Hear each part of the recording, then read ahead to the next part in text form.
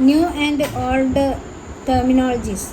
If the content in which information is produced changes with time, what about languages and meanings? Historical records exist in variety of languages which have changed considerably over the years. Medieval present, for example, is different from modern present.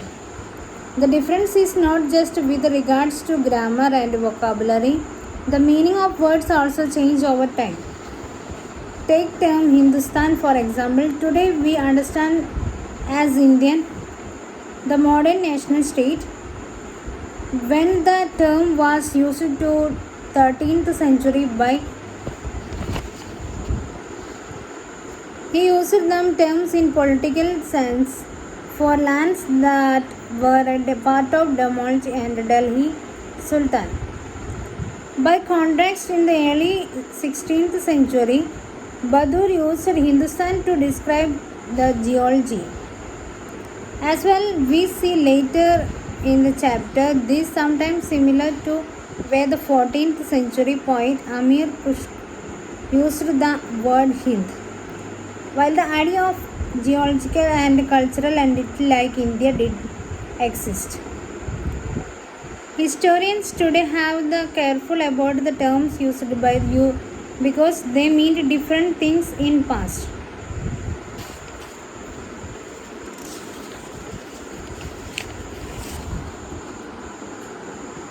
Someone who was not part of that society or culture. In Hindi, the term Paradesi might be used to describe such a person, and in Persian, a city dweller therefore might have regards a forest dweller as a foreigner, even though they may have had different religions or caste backgrounds. Historians and their sources. Historians use different types of sources to learn about the past depending upon the period of their study and the nature of their investigation. In this book, we will read about the following 1000 years from roughly 700 to 1750. They still rely on coins, inscriptions, architecture, and textual records for information. The number and the variety of textual records increased dramatically during the period.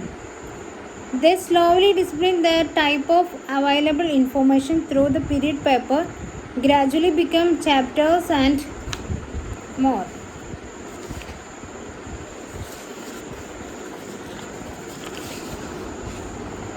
People used it to write holy text. Manuscripts were collected by wealthy people, rulers, monasteries, and temples. These manuscripts and documents provide a lot of detailed information to historians about are also difficult to use. There are no printing press in the days, so scribes copied manuscripture by hand. Sometimes you cannot read your friend's handwriting and are forced to guess what is written. Manuscript copy is someone what similar as a scribes copied manuscripture. They also introduce small changes, a word there, a sentence there. These small differences grew over centuries of copying until manufacturing.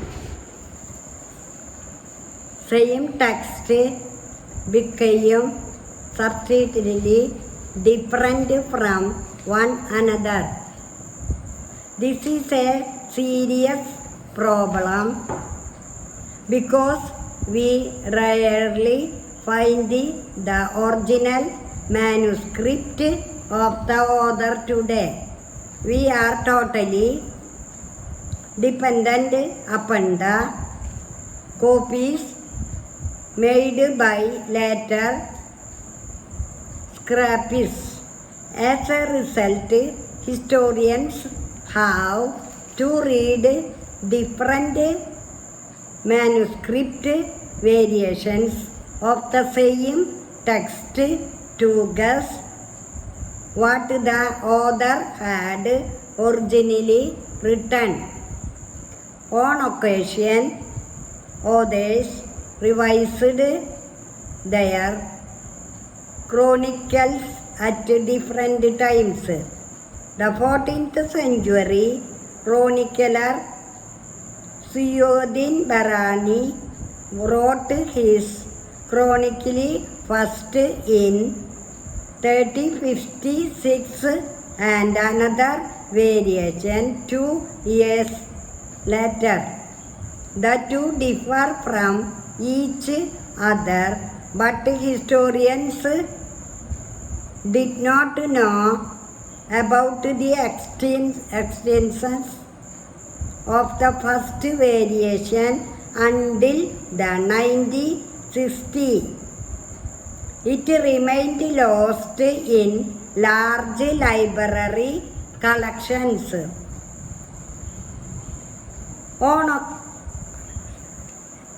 New social and political groups. The study of the 1,000 years between 700 and 1750 is a huge challenge to historians, largely because of the scale and variety of developments that occurred over the period. At different moments in this period, new technologies made their appearance, like the person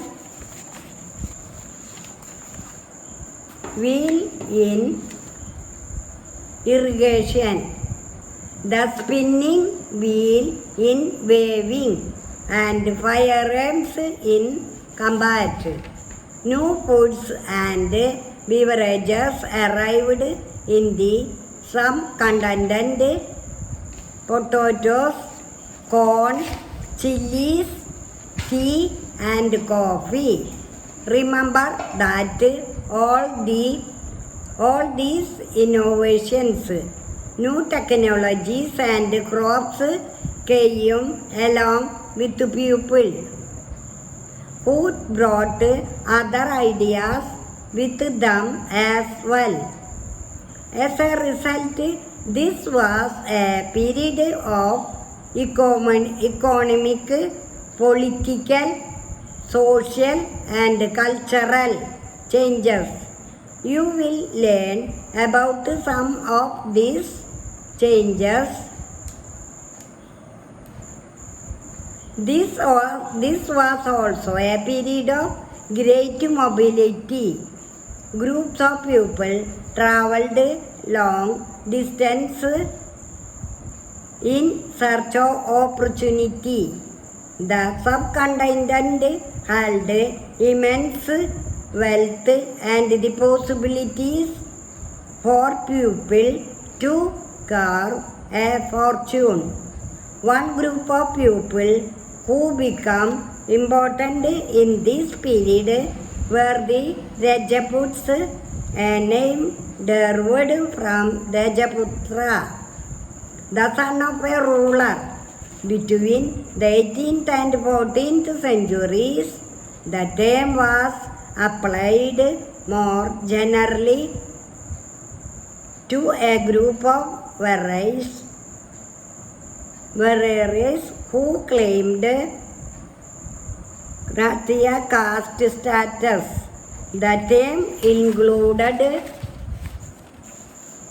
not just rulers and chieftains, but also soldiers and commanders who served in the armies of different monarchs all over the subcontinent.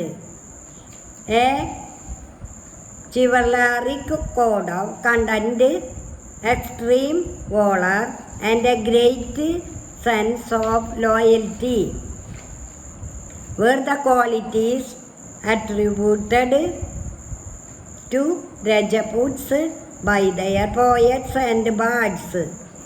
Other groups of people such as the Marathas, Sikhs, Jats, Ahoms and Kayatas of scraps and secretaries also use the opportunities of the age to become politically important. Throughout this period, there was a gradual clearing of forests and the extension of agriculture. A change faster and more complete in some areas than in others. Changes in their habit forced many forest dwellers to migrate.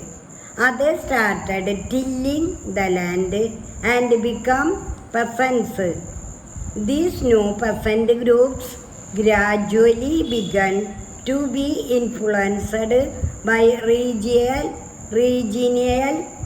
markets, chieftains, priests, monasteries and temples. They become part of large, complex societies and were required to pay taxes and offer goods and services to local lords. As a result, significant economic and social differences emerged amongst peasants. Some possessed more productive land, others also kept cattle, and some combined artisanal work with agricultural activity during the lean season. As society became more differentiated, people were grouped into jatis or some castes and ranked on the basis of their backgrounds and their occupations. Ranks were not fixed permanently and varied according to the power, influence and resource controlled by members of the jati. The status of the same jati could vary from area to area. Jatis framed their own rules and regulations to manage the conduct of their members. These regulations were enforced by an assembly of elders,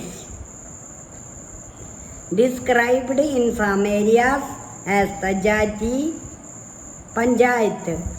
But Jatis were also required to follow the rules of their villages. Several villages were governed by a chieftain. Together they were only one small unit of state. All the best. What is the time now? It's 7 o'clock. When is your sister coming to see you? She is coming to see me at 7 o'clock in the morning. When is your brother coming to see you? He is coming to see me at 8 o'clock in the evening. On which day are they coming? They are coming tomorrow. How do you know it? I got a letter from my father today. Are you going out with them? I hope to go out with them at least to the city day after tomorrow. Did you wash your special festive pants and shirt?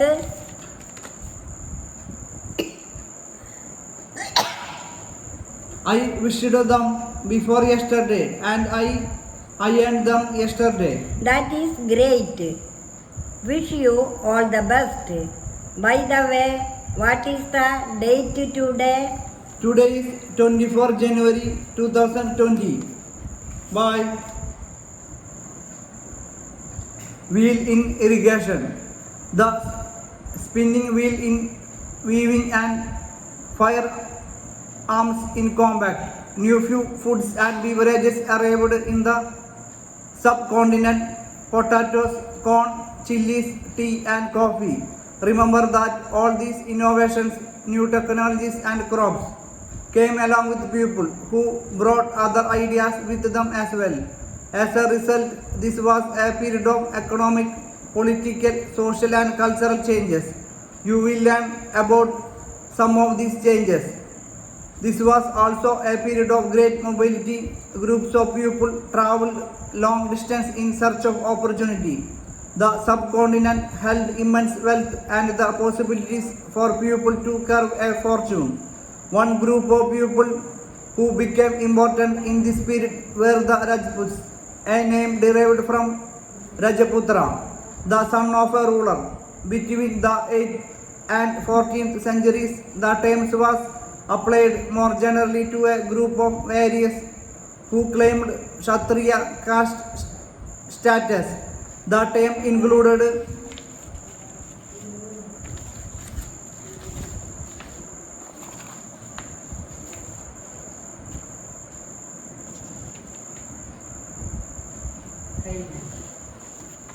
region and empire. Large states like those of the Cholas, Tughlas or Mughals, and comprised many regions. A Samskriti Prashanti, for an example of a Prashasti, praising the Delhi Sultan Ghiyasuddin Balban 1266 to 1287, explained that he was the ruler of a vast empire that stretched from Bengal, Gauda in the east to Ghazni, Gajana in Afghanistan in the west, included all of South India, Dravida, people of different regions, Gauda, Andhra, Kerala, Karnataka, Maharashtra and Gujarat apparently fell before his armies. Historians regard these are exaggerated claims of conquest. At the same time, they try to understand why rulers kept claiming to have control over different parts of the subcontinent. Language and region. In 1318, the poet Amir Khusro noted that there was a different language in every region of this land: Sindhi, Lahori, Kashmiri, Drasa, Murdri in southern Karnataka, Telangani in Andhra Pradesh, Gujarati in Gujarat, Mabari in Tamil Nadu, Gauri in Bengal, Awadhi in eastern Uttar Pradesh, and Hindavi in the area of Delhi. Amir Khusro went on to explain that in contrast to these languages, there was Sanskrit which did not belong to any region. It was an old language and common people do not know it. Only the Brahmins do. Make a list of the languages mentioned by Amir Khusro. Prepare another list of the names of languages spoken today in the regions he mentioned. Underline names that are similar and circle those that are different. Did you notice that the names by which languages are known have changed over time? By 700, many regions already possess distinct geographical dimensions and their own language and cultural characteristics. You will learn more about these in before videos. They were also associated with specific ruling dynasties. There was considerably conflict between these states. Occasionally, dynasties like the Cholas, Khaljis, Tughlaqs, and Mughals were able to build an empire that was pan-regional, spanning diverse regions. Not at all these empires were equally stable or successful. When the Mughal Empire declined in the 18th century, it led to the re-emergence of regional states, but years of imperial pan-regional rule had altered the character of the regions. Across most of the subcontinent, the regions were left with the legacies of the big and small states that had ruled over them.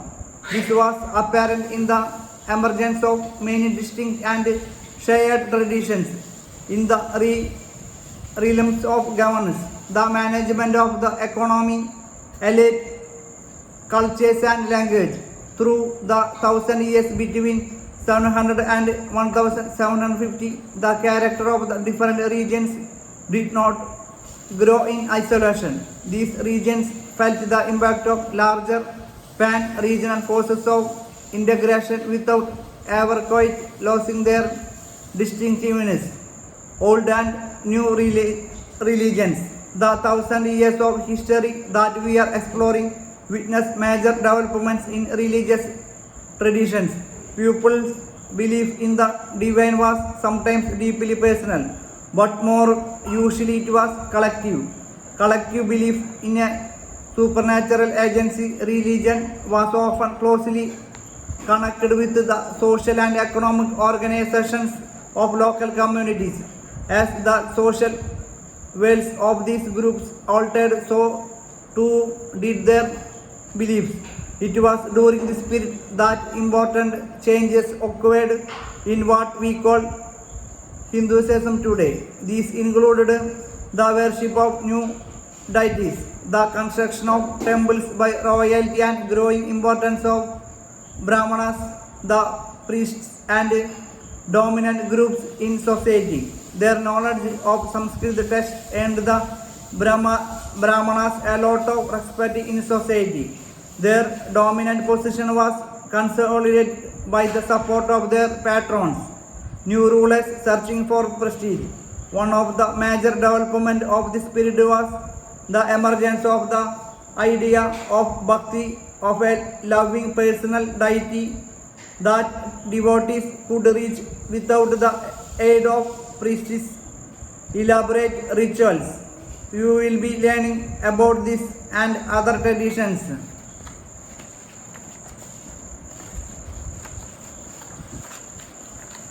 This was also the period when new religions appeared in the subcontinent.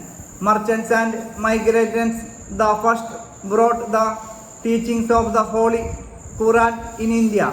In the 7th century, Muslims regard the Quran as their holy book and accept the sovereignty of the one God, Allah, whose love, mercy and bounty embrace all those who believe in Him without regard to social background.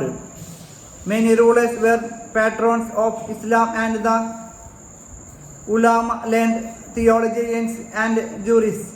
And like Hinduism, Islam was interrupted in a variety of ways by its followers. There were the Shia Muslims who believed that the Prophet Muhammad's son-in-law, Ali, was the legitimate leader of the Muslim community, and the Sunni Muslims who accepted the authority of the early leaders, caliphs of the community, and the succeeding caliphs.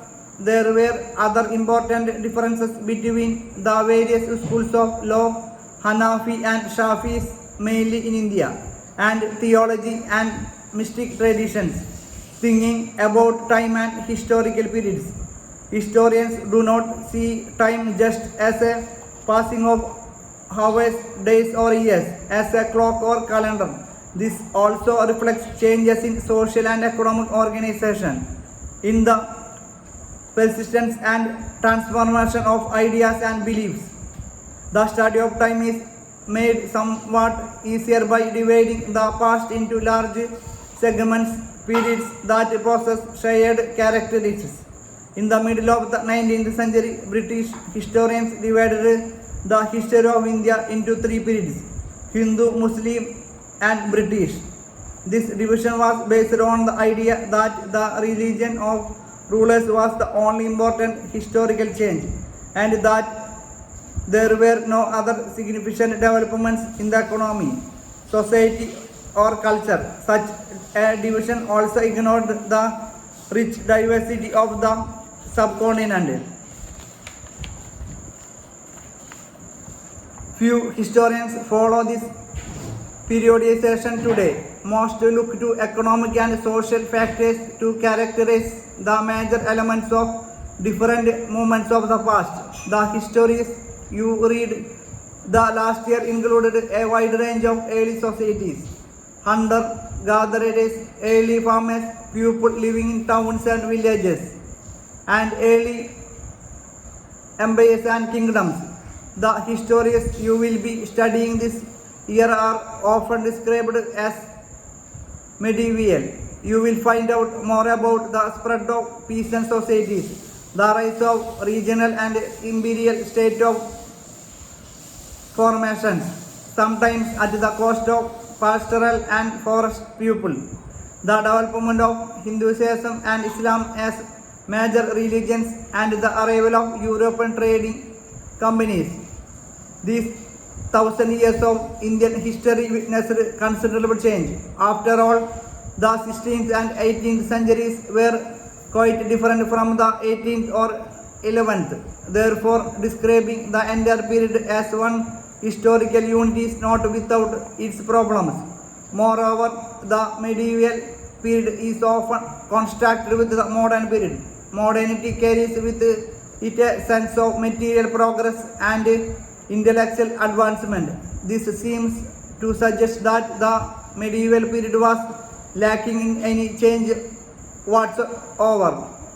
But of course, we know this was not the case. During these 1,000 years, the societies of subcontinent were transformed often, and economies in several regions reached a level of prosperity that attracted the interest of European trading companies. As you watch our video, look out for signs of change and the historical process at work. Also, whenever you can, compare what you read in these lessons with what you read last year. Look out for changes and continuities wherever you can, and look at the world around you to see what else has changed or remained the same.